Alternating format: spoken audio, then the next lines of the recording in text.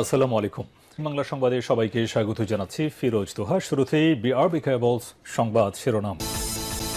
আবারও মধ্যপ্রাচ্যে ভয়াবহ তৃতীয় বিশ্বযুদ্ধ শুরু হয়ে গেছে। মার্কিন যুক্তরাষ্ট্রের হামলার পর পাল্টা আক্রমণ শুরু করেছে ইরান। ইরানের নতুন আক্রমণে মার্কিন যুক্তরাষ্ট্র এবং দখলদার ইসরায়েলিরা নাস্তানাবুদ হয়ে গেছে।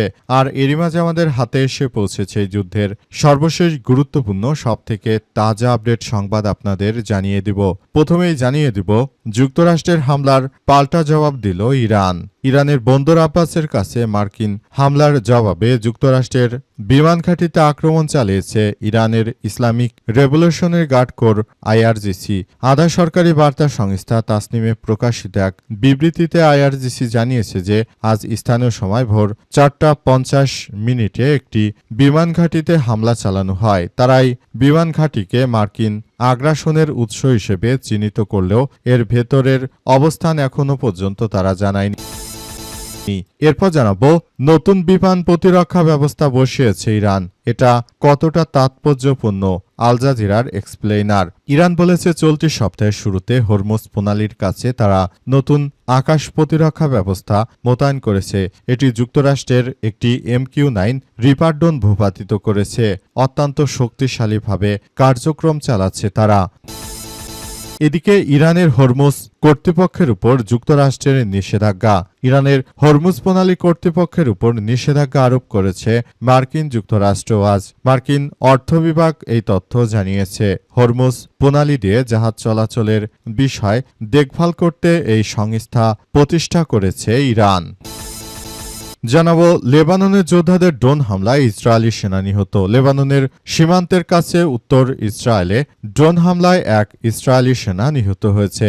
আহত হয়েছে আরও 2 জন রিজার্ভ সেনা। ইসরায়েলি প্রতিরক্ষা বাহিনী IDF এর এক বিবৃতিতে এই তথ্য নিশ্চিত করা হয়েছে।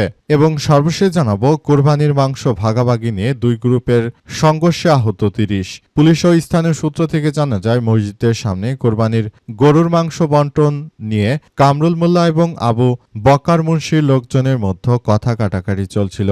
এক পর্যায়ে উভয় পক্ষের মধ্যে চরম পর্যায়ে চলে যায়। মসজিদ কমিটির সদস্যরা উপস্থিতি নিয়ন্ত্রণের চেষ্টা করলেও উভয় পক্ষের মধ্যে সংঘর্ষে জড়িয়ে পড়ে তারা। খবর পেয়ে পুলিশ এসে পরিস্থিতি নিয়ন্ত্রণে এনেছে।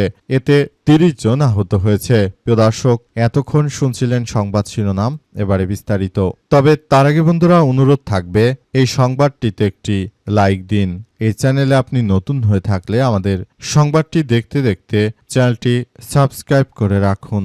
কমেন্ট করে বন্ধুরা আপনার মূল্যবান মতামত জানিয়ে দিন আপনি বিশ্বের কোন দেশ থেকে বা বাংলাদেশের কোন স্থান থেকে আমাদের সংবাদটি দেখছেন এবং শুনছেন।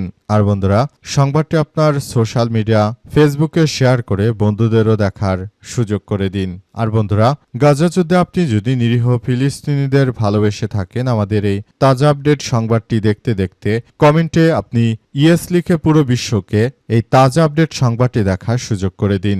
এবারে বিস্তারিত।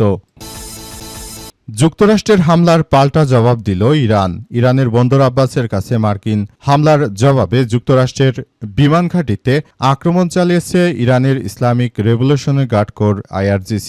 ইরানের আধা সরকারি বার্তা সংস্থা তাসনিমে প্রকাশিত এক বিবৃতিতে IRGC জানিয়েছে যে বৃহস্পতিবার স্থানীয় সময় ভোর 4:50 একটি বিমান ঘাঁটিতে হামলা চালানো হয়েছে।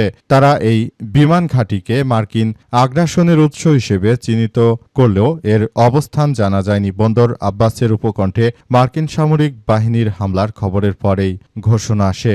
ইরানের ইসলামী বিপ্লবী গার্ড বাহিনী আরও জানিয়েছে যে কোনো আগ্রাসনের জবাব অবশ্যই দেয়া হবে এবং এরপর যুক্তরাষ্ট্র কোনো সামরিক পদক্ষেপ নিলে তার কঠোর জবাব দেওয়া হবে। এদিকে কুয়েতের জাতীয় সংবাদ সংস্থা জানিয়েছে যে দেশটিতে সতর্কতামূলক সাইরেন শোনা যাচ্ছে এবং কুয়েতের সামরিক বাহিনী বলছে যে তাদের আকাশ প্রতিরক্ষা ব্যবস্থা শত্রুপক্ষের ক্ষেপণাস্ত্র এবং ড্রোন হামলা মোকাবিলা করছে।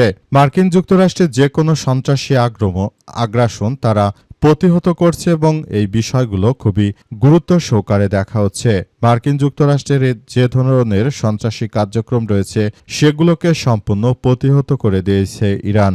নতুন করে মার্কিন যুক্তরাষ্ট্র হামলা চালিয়ে তারা নিজেদেরকে খুব বড় কিছু ভাবার চেষ্টা করেছিল, কিন্তু তাদের যে কোনো সন্ত্রাসী কার্যক্রমকে পুরোপুরি ধসিয়ে দিয়েছে ইরানের ইসলামী বিপ্লবী গার্ড বাহিনীর সদস্যরা। এটি চলমান প্রক্রিয়া এবং এই প্রক্রিয়ার মধ্য দিয়ে সবাইকে এগিয়ে যেতে হচ্ছে। আল জাজিরার এক্সপ্লেইনার, নতুন বিমান প্রতিরক্ষা ব্যবস্থা বসিয়েছে ইরান। ইরান বলেছে চলতি সপ্তাহের শুরুতে হরমুজ প্রণালীর কাছে তারা নতুন আকাশ প্রতিরক্ষা ব্যবস্থা ব্যবহার করে তারা যুক্তরাষ্ট্রের একটি MQ-9 রিপার ড্রোন ভূপাতিত করেছে। বিশ্লেষকদের মতে এই ঘটনায় প্রমাণ করে যে সামরিক স্থাপনাগুলোতে কয়েক মাস ধরে হামলা সত্ত্বেও তেহরান মার্কিন ও ইসরায়েলি হামলা প্রতিহত করার সক্ষমতা ধরে রেখেছে।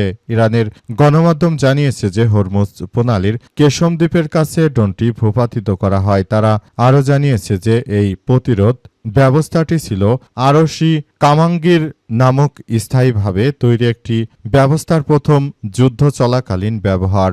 আর নতুন প্রতিরোধ ব্যবস্থার বিষয়ে ইরানের এই দাবির কোনো সত্যতা যাচাই করা হয়নি। বিশ্বের অন্যতম সংবেদনশীল নৌপথের কাছে যুক্তরাষ্ট্রের একটি ড্রোন হারানোর এই ঘটনাটি এমন সময় ঘটল যখন বন্দর আব্বাসের কাছে একটি ইরানি সামরিক স্থাপনায় তারা নতুন করে হামলা চালিয়েছে বলে খবর পাওয়া গেছে।